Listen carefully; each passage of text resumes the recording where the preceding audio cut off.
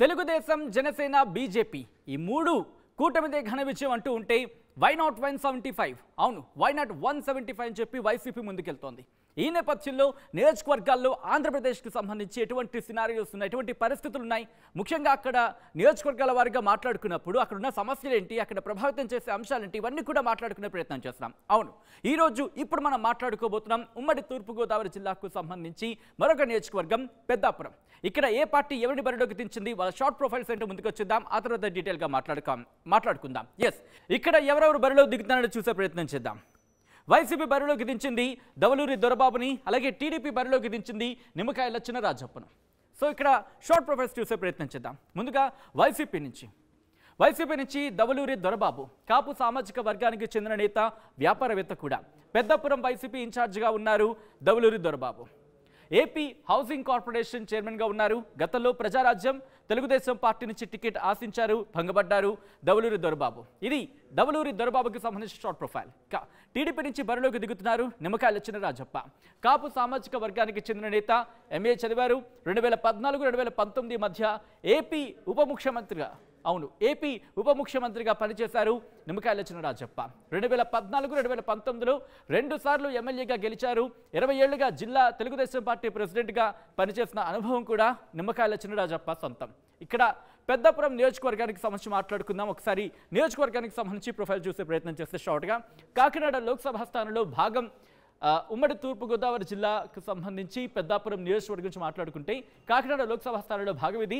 కాపు ఓటర్లు ఎక్కువగా ఉండే సెగ్మెంట్ కూడా ఇదే అన్నమాట కూడా మనకు వినిపిస్తూ ఉంటుంది. దాంతోపాటు సామర్లకోట, పెద్దాపురం మండలాలు దీనిలో భాగం. ఇక్కడ ఓటర్ల వివరాలు చూసే ప్రయత్నం చేద్దాం. Here it is. పెద్దాపురం నియోజకవర్గం సంబంధించి ఓటర్ల వివరాలు కనుక మనం ఒకసారి గమనిస్తే ఇక్కడ మొత్తం ఓటర్ల సంఖ్య 2,12,579. ఇక్కడ పురుషులు 1,04,611.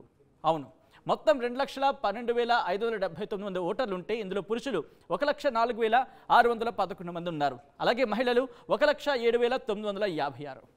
ఇక్కడ సామాజిక వర్గాలకు సంబంధించి ఈక్వేషన్స్ ఏంటి, ఎంతమంది ఉన్నారనేది కనుక ఒకసారి గమనిస్తే కాపు సామాజిక వర్గానికి సంబంధించి 60,175 ఓట్లు ఉన్నట్టుగా తెలుస్తోంది. ఇక కమ్మ సామాజిక వర్గానికి సంబంధించి 25,230 ఓట్లు.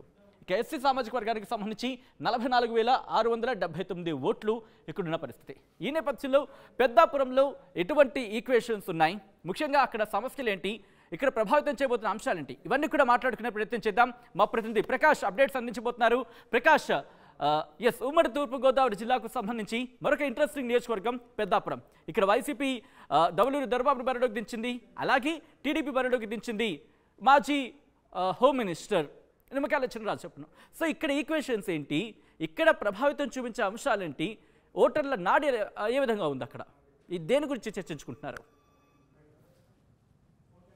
మనం ప్రధానంగా చూసుకుంటే కాకినాడ జిల్లాలో ఉన్నటువంటి కాకినాడ పార్లమెంట్ సెగ్మెంట్ లో ఉన్నటువంటి మరొక నియోజకవర్గం ఈ యొక్క పెద్దాపురం మనం చెప్పవచ్చు. పెద్దాపురంలోనే ఇప్పుడు సీనియర్ నాయకుడు ఒక పక్కన, యువ నాయకుడు మరొక పక్కన కూడా ఢీ కొట్టబోతున్నారు. ఇద్దరు కూడా పోటాపోటీగా హోరాహోరీగా అక్కడ పోరైతే ఉండబోతుందని మనం ప్రధానంగా చెప్పవచ్చు. ఎందుకంటే టీడీపీ నుంచి ఉన్నటువంటి నిమ్మకాయల చినరాజప్ప మాజీ హోంమంత్రిగా పనిచేశారు. అంతేకాకుండా టీడీపీ నుంచి కార్యకర్త స్థాయి నుంచి కూడా అతను ఎంతో అనుభవం ఉన్నటువంటి నాయకుడిగా నిమ్మకాయల చినరాజప్ప అని చెప్పుకోవచ్చు. అతను స్వస్థలం అమలాపురం అయినప్పటికీ ఎస్సీ అక్కడ ఉన్నటువంటి నియోజకవర్గం నుంచి ఇక్కడికి రావడం జరిగింది. ఆయన 2 సార్లు పెద్దాపురం నుంచి ఇక్కడ 2 సార్లు ఎమ్మెల్యే గెలుపొందారు.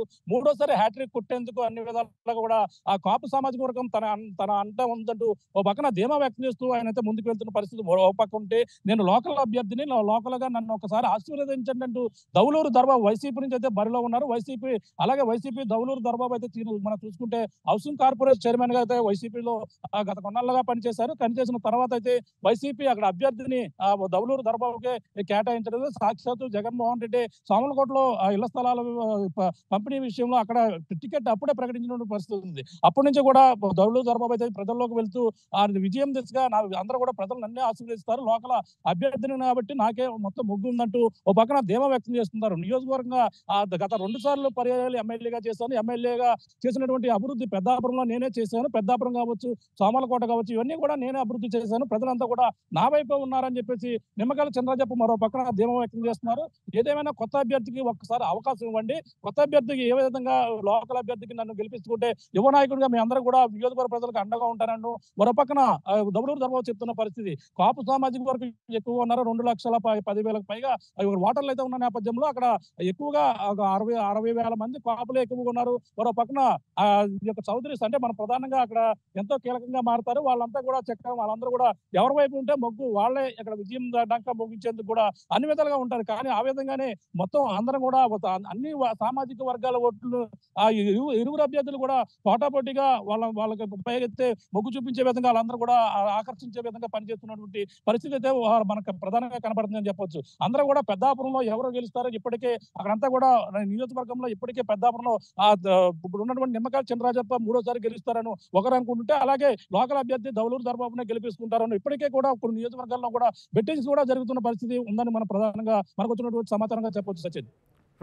Right Prakash, thanks for the update. So మొత్తంగా అయితే మాత్రం పెద్దాపురం నియోజకవర్గానికి సంబంధించి కూడా పోటీ చాలా గట్టిగానే కనిపిస్తున్నట్టుగా సమాచారం అందుతోంది. ముఖ్యంగా వైసీపీ నుంచి దౌలూరు దొరబాబుని, అలాగే టీడీపీ నుంచి నిమ్మకాయల చినరాజప్పను బరిలోకి దించిన తర్వాత ఆ పోటీ మరింత ఉత్కంఠగా మారిందనే ప్రచారం జరుగుతున్న నేపథ్యంలో ఏం జరగబోతోంది, అక్కడి ప్రజలు ఎవరిని తమ ఎమ్మెల్యేగా అసెంబ్లీకి పంపించబోతున్నారనేది మే 13న నిర్ణయించబోతున్నారు అక్కడ ప్రజలు. అట్ ద సేమ్ టైం ఏం జరగబోతుంది, ఫలితాలు అనేవి జూన్ 4న చూద్దాం.